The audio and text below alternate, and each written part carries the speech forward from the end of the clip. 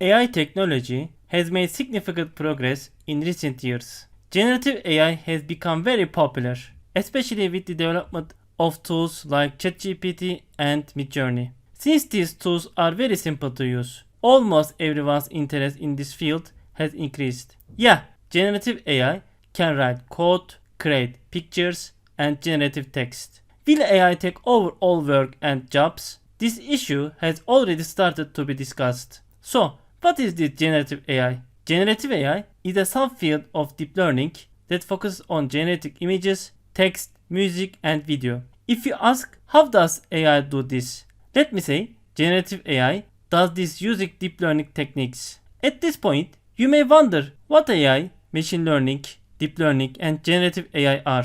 Let me explain these concepts one by one. AI is the general name for creating intelligent systems. You can think of AI as an umbrella. Machine learning, deep learning, and generative AI all fall under this umbrella. Machine learning is a subfield of AI and aims to develop models that automatically learn from data. If you have small and medium-sized data, you can use machine learning algorithms to find hidden patterns in data. But there is a problem.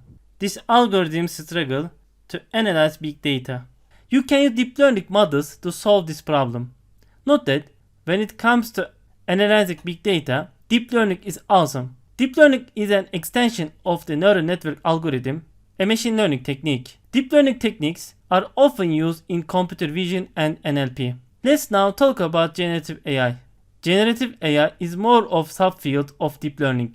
Using this technique, classical machine learning analysis such as regression, classification, and clustering are not performed. So, what does it do, you may ask? As the name suggests, this algorithm produces brand new content such as text, images, music, and video. Deep learning based models are used for this production. These models are trained with huge amounts of data. Take one of these models and generate new contents. It's simple, right? In the next video, I'll show you how to generate text and images using large language models and build apps related to this field using AI API. That's it. Thanks for watching. Don't forget to like the video, leave a comment, and subscribe so you don't miss future videos. See you in the next video. Bye.